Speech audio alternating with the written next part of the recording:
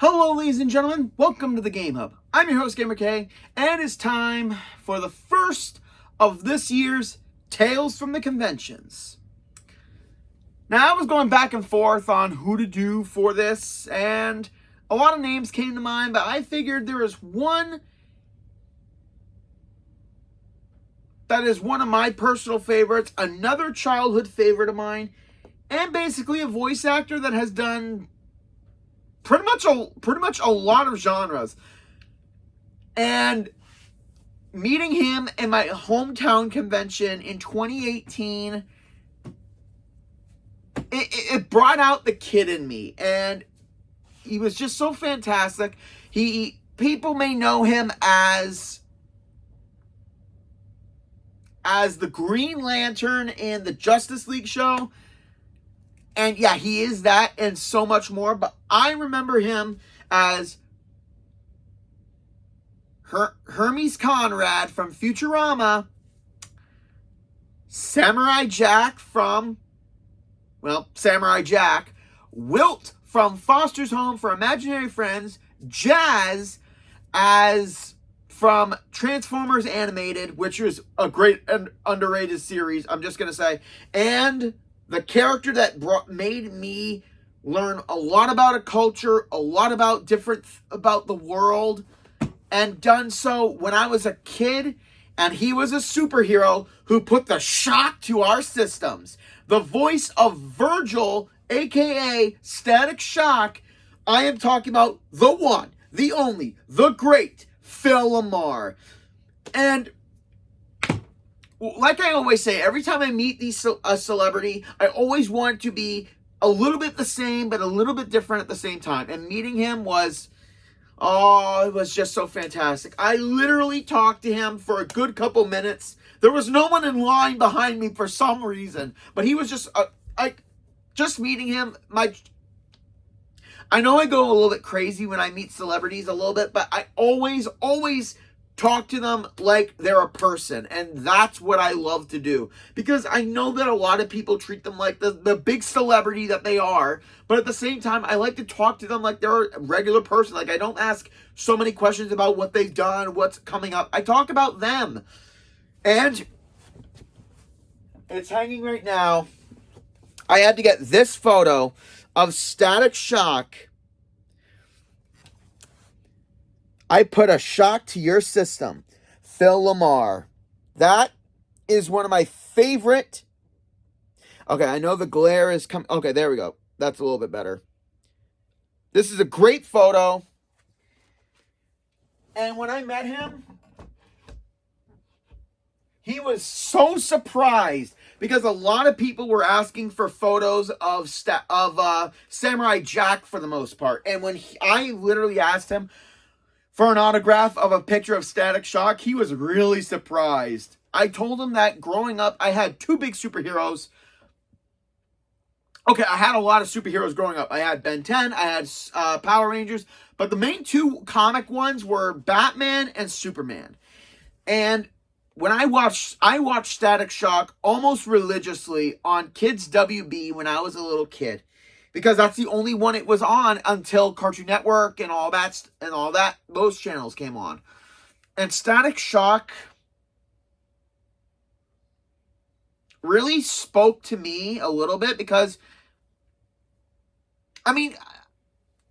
it spoke to me in a different kind of way, because I learned a lot about a culture through Static Shock. Being a African American superhero character, because again, the only time I ever saw that majorly was through Power Rangers, because they had a diverse culture of heroes of different, and I never saw that in Batman or Spider-Man until, nowadays with Miles Morales and obviously Green Lantern.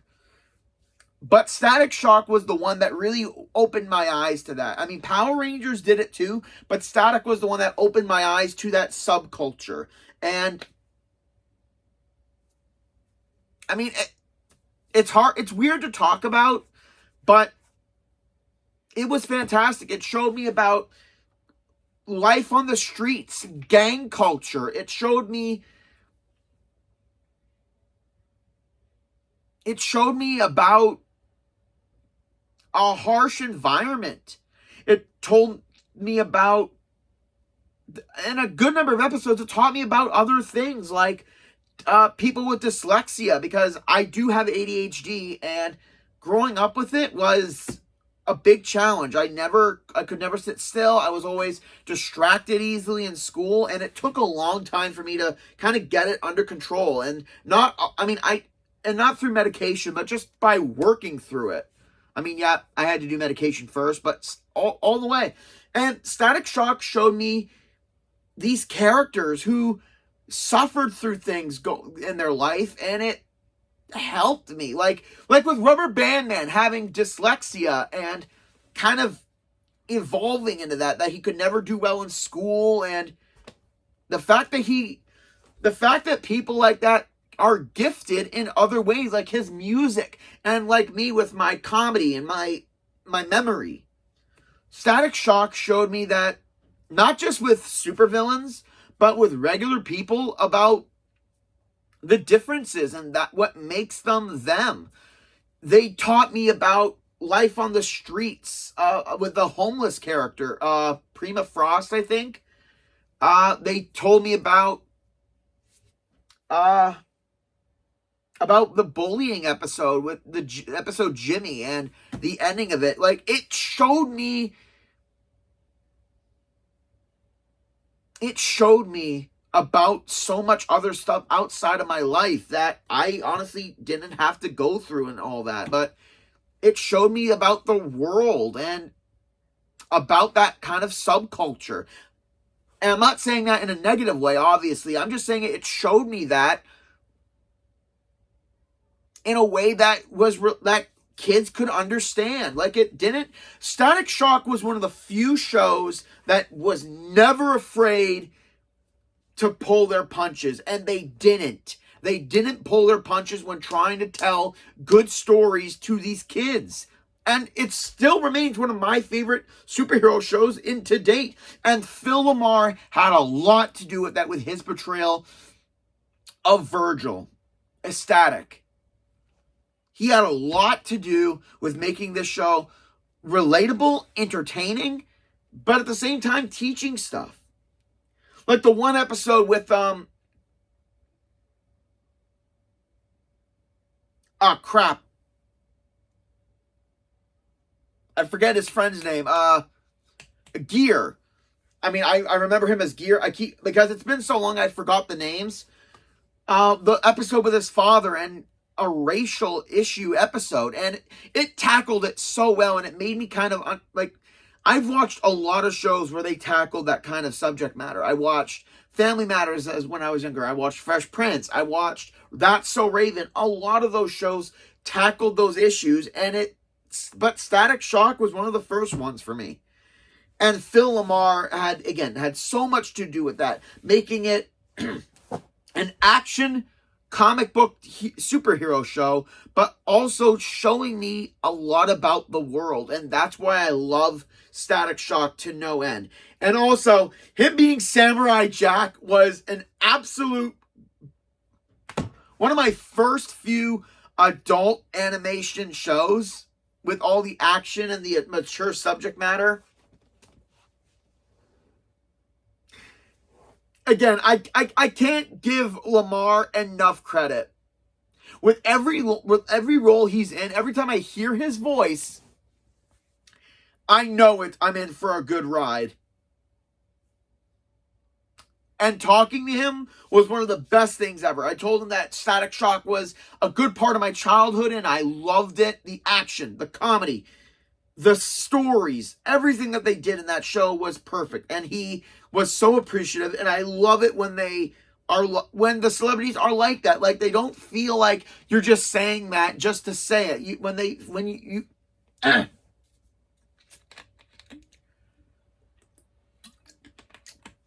When I talk about stuff I love, I talk very passionately and very enthusiastically. And I want to showcase that to the people I meet, because I never want to be that ordinary guy who is just saying the stuff in order to get an autograph. No, I love the people who I meet, and I love the work that they do.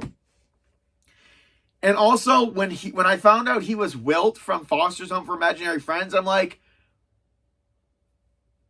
so Samurai Jack and Virgil Hawkins, aka Static, is this very polite basketball playing imaginary friend.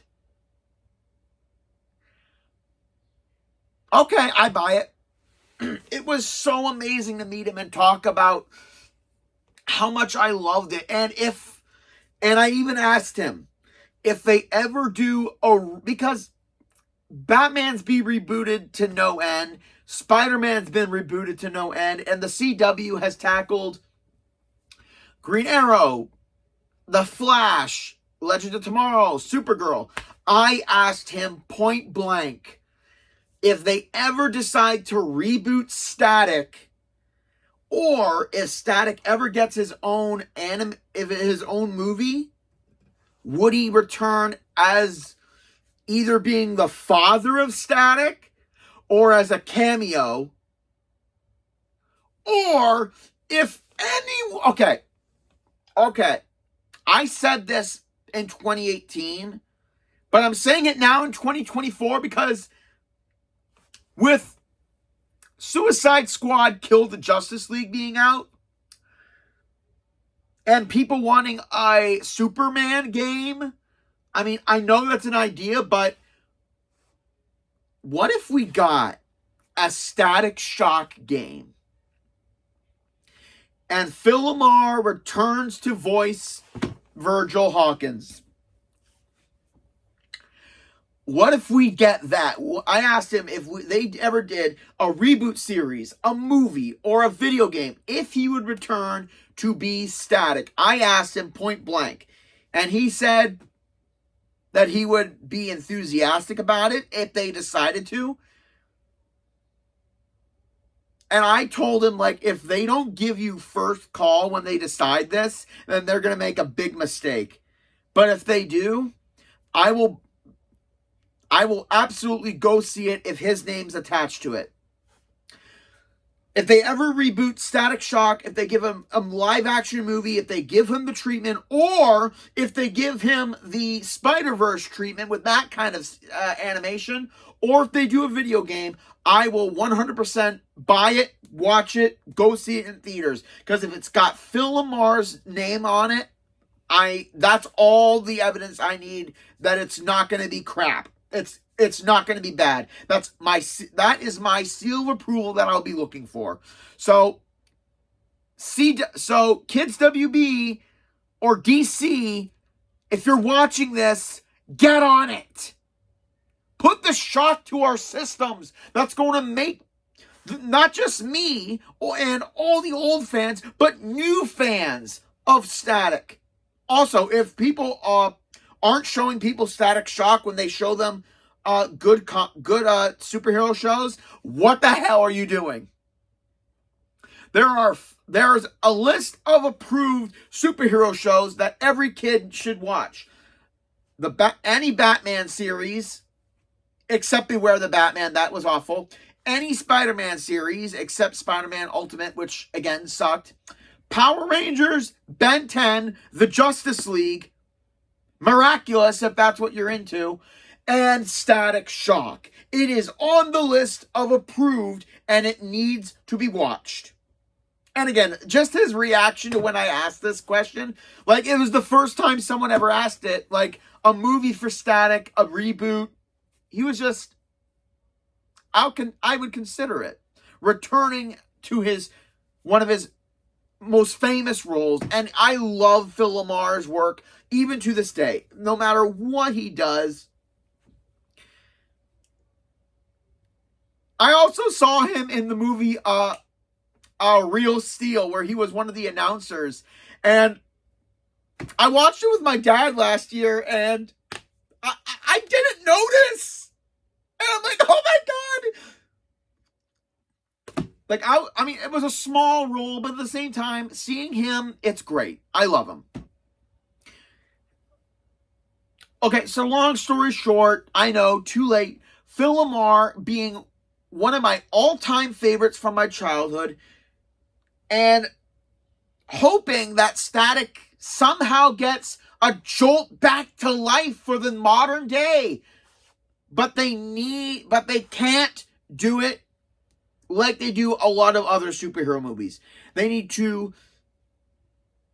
Okay, they don't need to stick fully to the entire backstory, but they need to have that chemical explosion creating the Big Bang and the Bang Babies and the entirety. But if they do a movie, if Hot Streak, Ebon, and maybe Shiv and Talon aren't in it, and they better not...